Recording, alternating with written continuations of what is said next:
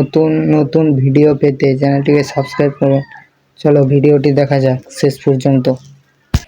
অনেক ভোটেই হারবেন, আর বলো না, সব হচ্ছে কপাল। তুমি এসে এত চেষ্টা করেও শেষ পর্যন্ত ওই ভাড়া ভাতে সাইড ঢেলে গেল। কিচ্ছু হতো না ম্যাডাম, আপনার স্বামীকে যদি আর কদিন আটকে রাখতে পারতেন, এরকম যদি ভিডিওটা বাইরে না আসতো, তাহলে আর এই অসুবিধাটা হতো না। চোখ বন্ধ করে আপনি জিতে যেতেন। বলছি কি, ওদিকে আমার ছেলেরও নাকি আবার জ্ঞান ফিরেছে। হ্যাঁ, ডাক্তারবাবু তো বললো, আমি যাবো দেখি একটু পরে। কিন্তু ওর তো জ্ঞান ফেরার কথা না। কেন? আমরা যে ডাক্তার দেখিয়েছিলাম, মানে আয়ুর্বেদিক ডাক্তার, সে বলেছে তার আর জ্ঞান কোনোদিন ফিরবে না, সারা জীবন এরকম প্যারালাইসিসই পড়ে থাকবে। তো কি করে জ্ঞান ফিরলো বুঝলাম না। এটা তো ভালো কথা, জ্ঞান ফিরে গেছে। আর আমাদের ডাক্তার একটু খতরনাক ডাক্তার, তো ও অনেক কিছু এক্সপেরিমেন্ট করে। কি দেখি করেছে কে জানে, জ্ঞান তো ফিরেছে, তা আবার ঝামেলা কি? বলছি কি কটকটি, তাহলে কি আমি ভোটে জিততে পারবো না? বললাম তো ম্যাডাম, আপনি লোকজন বাইরে থেকে হায়ার করুন। লোকজন সব ঠিকঠাক করা হয়ে গেছে। বলছে কি, ওই যে ভোটের বাক্সগুলো, ওগুলো কোথায় রেখেছে? ওটা তো ম্যাডাম আমি ঠিক বলতে পারবো না। ওটা তো ওই এমএলএ দাদাবাবুই ভালো বলতে পারবে। মানে আমার স্বামী এই পোড়ামুখ মিনছে। আগে হ্যাঁ, ওনারাই তো এতদিন ভোটের চলাচল করেছে, কোথায় কি রাখে কি না রাখে, কোথায় কিরকম সিকিউরিটি থাকে কি না থাকে, সবকিছু উনিই জানে। তাহলে মালটার কাছে ডেকে শুনবো? হ্যাঁ ম্যাডাম, ডেকে শোনেন, তারপরে আমি একটা প্ল্যানের ছক কষে দিচ্ছি, সেই হিসাবে কাজ করলে পারে বাস আরামসেই সবকিছু করা যাবে। এই পোড়ামুখ মিনছে, এই পুরনো এমএলএ, এই বিধবা এমএলএ। বলছি কিনি আমার ডাকছো? কেন, তোর কানে কি খোল পড়েছে নাকি? হ্যাঁ, প্রায় 1245 বার ডাকিছি, এখন বলছে আমার ডাকছো? 1245 বার ডেকেছো? ঘন কথা না বলে এদিকে আয়, কাছে আয়। বলছি কিনি আমার উপর থেকে সব রাগটা কমে গেছে তো? ওই ঘন কথা বাদ দিয়ে আমি তোর যেই প্রশ্ন জিজ্ঞেস করছি সেই প্রশ্নের উত্তর দে। বলো কিনি বলো।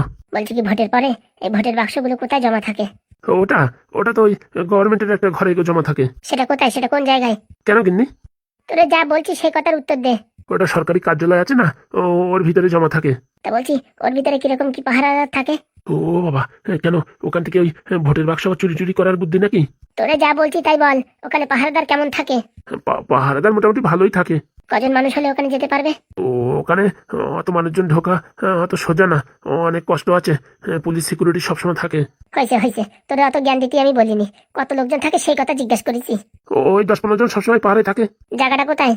ওই তো তেঁতুলিয়ার মোড়, ওখান থেকে বাঁদিকে গিয়ে ডান দিকে গিয়ে ভিতরে যে বড় অফিসটা, ওর ভিতরেই। বলছি, এর আগে কোনোদিন কেউ ওখান থেকে জিনিসপত্র কেউ কিছু চুরি করতে পেরেছে? আমি যতদূর জানি এর আগে কোনদিন কেউ ওইসব কিছু চুরি করার চেষ্টা করেনি। ঠিক আছে, তাহলে তুমি এখন আসতে পারো। কেন কিনি এইটু কথা শোনার জন্য আমার ডাকিছো? তা কি তোমার এখন ধান দুলচি পাতা দিয়ে কি পুজো দেবো নাকি? এখান থেকে সরে যাও, মাথা গরম আছে কেন? গুতো মানে সামনে দুটো দাঁত একদম বের করে দেবানি। শালা পোড়া মুখ নির্বংশে, হ্যাঁ, আমার এতদিনের কষ্ট সবকিছু নষ্ট করে দিলি। মার না খাতি এখান থেকে কেটে ওঠ। বলছি কিনি যা করবো করো, ওইসবে যেন আমার নাম না আসে। যা করবো কারো, এসব যেন আমার নাম না আসে। তুই তো যত নষ্ট গোলা। আমরা যদি কোনো কিছু করতে যে ধরা পড়ি না, তোর নাম বলবো, দেখিস কেন কত দানে কত চাল, তখন বুঝতে পারবি। ওরকম কাজ করো না কিছু, তোমরা যা করবো করো, আমার নাম যেন না আসে। ভালো ভালো এখান থেকে কেটে পড়। আচ্ছা চলে যাচ্ছি, যা করো বুঝে শুনে করো, বলে দিলাম। ওখানে কিন্তু অনেক লোকজন থাকে, সেই হিসাবে কাজ করো। বলিস না, তুই ঘরে যা। বাবারে বাবা, কি বউরে, এখন ভোটে জিততে পারেনি, এখন ভোটের বাক্স চুরি করবে? কি আমি দেখছি, এতদিন আমার বৌরি ভাবতাম কি একটু নরম প্রকৃতির মানুষ, এখন দেখছি তো নরম তো দূরের কথা, গরমের তো গরম। বলছি কটকটি, তাহলে এখন কি করা যাবে? তাই তো দাদু যা বললো, তাতে তো ওখানে এরকম 2-4 জন দিয়ে লোক পাঠালে কাজ হবে না। তাহলে কি একটা টিমের ব্যবস্থা করবো নাকি? না না ম্যাডাম, এইসব টিম দিয়ে কাজ হবে না।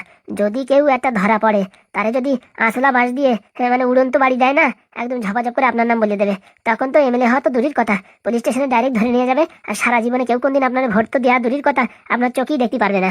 তাহলে কি করা যায় কটকটি, তুমি বলো বাবা। আমার তো সামনে দেখছি সবকিছু অন্ধকার। আমার মাথায় একটা ম্যাডাম প্ল্যান আছে, কিন্তু প্ল্যানটা কি কাজ করবে কে জানে। বলো তো, তুমি বলো না। বলছি ম্যাডাম, আপনি ভোটে জেতার জন্য কত টাকা খরচা করতে পারবেন? টাকা তো অর্ধেকের বেশি খরচা হয়ে গেছে, এখন কি দেখি করবো তাই ভাবছি। বলছি ম্যাডাম, আমার কাছে একটা বুদ্ধি আছে, শেষ চেষ্টা। এই চেষ্টা যদি সাকসেস হওয়া যায়, তাহলে আপনার একটা জেতার চান্স আছে, মানে আবার ভোট হতে পারে, আবার জেতার একটা চান্স আছে। আর যদি এটা কাজ না করে, তাহলে কিন্তু পয়সা সব খালি হয়ে যাবে। উপায় যদি কোনো একটা থাকে, তাহলে সেটা করতেই হবে। বলছি কি ম্যাডাম, ওই অফিসে যারা সারা জীবন কাজ করে তাদের সাথে কন্ট্যাক্ট করতে হবে। সারা জীবন কাজ করে মানে মানে এখন তো ভোটের সময়, ভোট ছাড়াও অন্য সময় যেসব মানুষ পরিষ্কার করে তাদের সাথে আলোচনা করতে হবে। আর আমার ওই মোটামুটি ওই 100 ফুটের মতন লেভেল পাইপের দরকার। লেভেল পাইপ দিয়ে কি করবা? বলছি ম্যাডাম, এই বুদ্ধি আপনার সাথে বলছি, আর কারোরই কিন্তু বলবো না। বলো দেখি। বলছি ম্যাডাম, এই অফিসে যারা কাজ করে না, ওদের 1000 কোটি টাকা দিয়ে ওই 100 মিটার লেভেল পাইপ কিনতে পারে।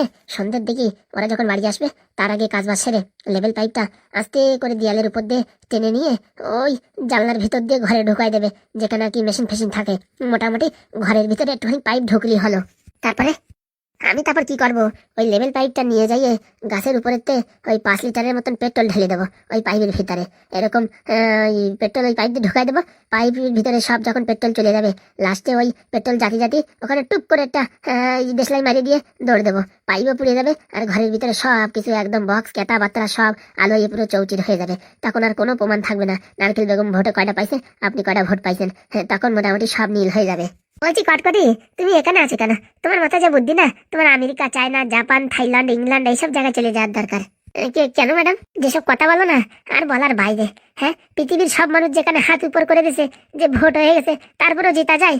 হ্যাঁ, আর জিততে গেলে সেরকম কানেকশনের দরকার আর কোটি কোটি টাকার দরকার। আমাদের কাছে তো কিচ্ছু নেই, আর তুমি মাত্র 100 ফুট লেভেল পাইপ দিয়ে কাজ ছেড়ে দেবা।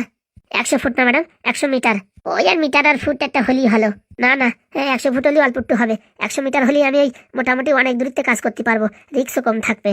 বলছি এর জন্য তোমার লোকজন কয়টা লাগবে? লোকজন লাগবে না, ওই সাথে একজন আমি কাউকে নিয়ে যাবো। ওই আমার গাছে উঠানোর পরে ওই দড়ি বাঁধিয়ে পেট্রোলের ড্রামটা উপরে উঠাই দেবে, বাস একটু কাজ করা, আর কেন দরকার নেই। বলছি তাহলে বাইরের তো লোকজন ডাকবো না? ওই তো 1-2 জন হলেই হবে। আর আমি তো মোটরসাইকেল চালাতে পারি না, একজন মোটরসাইকেলে থাকবে আর একজন ওই পেট্রোলের ড্রাম নিয়ে আমার সাথে সাথে আসবে, বাস 2 জন লোক হলেই পারে কাজ হয়ে যাবে। আচ্ছা ঠিক আছে, আমি তাহলে লোকজনের ব্যবস্থা করছি। লোকজনের ব্যবস্থার আগে ওই যে ওখানে যে চাকরি করে বা কাজবাজ করে তাদের সাথে যোগাযোগ করতে হবে। ওদের হাতে কিছু টাকা গুঁজে দিলি তখনই তারা রিক্সে নিয়ে কাজটা করতে পারবে। বলছি ওখানে ক্যামেরা ফ্যামেরা কিছু থাকবে না? ম্যাডাম, একবার চিটে আগুন ধরলি যেমন থামানো যায় না, সেমনি ভোটের অফিসের ঘরে একবার আগুন ধরলি কেন বাবার ক্ষমতা নাই থামাতে পারবে, বুঝতে পারিছেন? ঠিক আছে, তুমি যা ভালো বোঝো তাই করো। বলছি কি, কত টাকার কি দরকার হবে? আমি একটু পরে একটু বেরোবো। হ্যাঁ দিদি, ওই অফিসে যারা কাজবাজ করে তাদের সাথে একটু যোগাযোগ করবো, তাদের কমজোরি জানবো, তাদের টাকা পয়সা কোথায় দরকার কি দরকার না, কার কি দরকার কি দরকার না, তাদের বাড়ি গেলে জানা যাবে। বুঝতে পারছেন ম্যাডাম? একটুখানি সময় লাগবে। আজকে বিকেল অব্দি আমার সময় দেন, আর আপনি 2টো লোক গুছান, আর ওই 100 মিটারের লেভেল পাইপের দরকার আছে। ও তুমি চিন্তা করো না, আমি লোকজন গোছাই ফেলাইছি, আর ওই তোমার 100 মিটার লেভেল পাইপ আমি আনিয়ে দেবো। আচ্ছা ঠিক আছে, তাহলে আমি এখন একটু বেরাই, দেখি কোন বাড়ি গেলে কি কাজ হয়। আচ্ছা বাবা, সাবধানে। আপনি আমার নিয়ে টেনশন করবেন না। বাড়ি আর যে কজন লোকজন আছে তাদের কানে একটু তুলে ধরার চেষ্টা করেন, কে কখন কোন কথা শুনে কোথায় ফাঁস করে দেবে। শুধু শুধু আপনার বান্দা আমি হবে বলার বাইরে।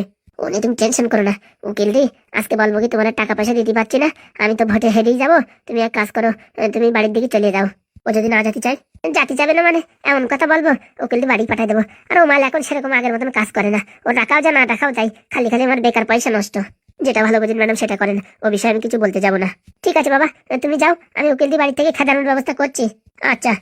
সত্যি মাথায় কি বুদ্ধি আর কি বলবো। উকিল বাবু, একটু কান্নার মতন অভিনয় করি। বলছি ম্যাডাম, ডাকছেন নাকি? একটু এইদিকে আসো। বলেন ম্যাডাম। ওরকম মন খারাপ করে আছেন কেন ম্যাডাম? আপনি যা যা বলেছেন, চাল ডাল কলা টলা সবকিছু তো কিনে নিয়ে আইছি। বলছি মন খারাপ হয়ে গেছে, ওরকম এখন কি তন্ত্রমন্ত্র দিয়ে কি ভোটে জিতা যায়? ওটা সম্ভব হবে না।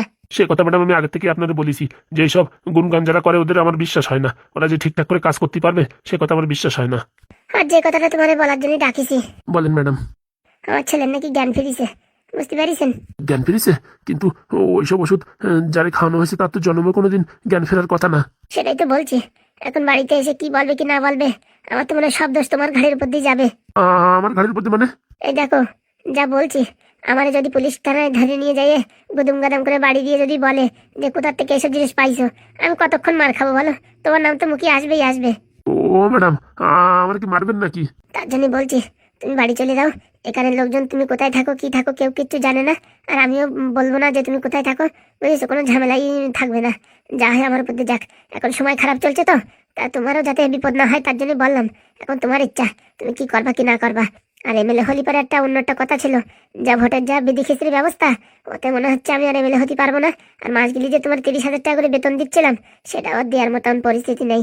তাই এখন বলছিলাম তুমি যদি অন্যটা কাজবাজ দেখে নিতে তাহলে ভালো হতো। কাজ বাজের টেনশন নেই ম্যাডাম, বলছি ওই আপনি কিন্তু আমার নাম নেবেন না। না না, তুমি যদি এখানে থাকো তাহলে তো তোমার ধরবেই ধরবে, কিচ্ছু করার নেই। কি বলছেন ম্যাডাম? হ্যাঁ, আমার ছেলে হয়তো 2-3 দিনের ভিতরে বাড়ি আসবে, তার আগে তুমি চলে যাও, বুঝেছো? আচ্ছা ম্যাডাম, বলছি কি আজকে বিকালে সন্ধে 9টা ট্রেন ধরে চলে যাবো নাকি?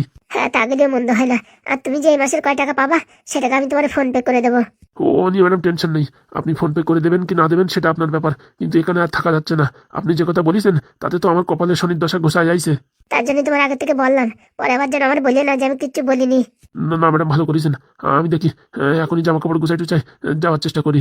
সাবধানে যেও, ভালো থাকো, আর ভালো একটা কাজবাজ জোগাড় করো। যদি কোনোদিন এমএলএ হতে পারি তখন তোমার আবার ডাকবো। আচ্ছা ম্যাডাম, আমি তাহলে এখন রেডি টেডি হয়ে রওনা দিই। বলা যায় কোথার থেকে কখন কে এসে ধরে নিয়ে যায় বলা যায়। ওর জন্য আমি ব্যাগটা গুছাই এখনই চলে যাই। ওই স্টেশনে গিয়ে ওয়েটিং রুমে থাকবো তাও ভালো, এখানে থাকা এখন রিস্ক হয়ে যাচ্ছে। আচ্ছা ঠিক আছে। আসি তাহলে, আমায় ক্ষমা করবেন। আর যদি কখনো কোনো দরকার হয় ফোন করবেন, আমি চলে আসবো। আচ্ছা ঠিক আছে। তাড়াতাড়ি কাটা কম্বল গুছাই বাড়ির দিকে হাঁটা দিদি, বাবা আমার নাম আসলে সারা জীবন জেল খাটিয়ে হবে রে বাবা, পালাই সারি। যাক, মালটারে খেতে দিতে পারিছি, মোটামুটি আপদ একটা বিদায় হলো। যাই দেখি, করে খাওয়া দাওয়া করে নি।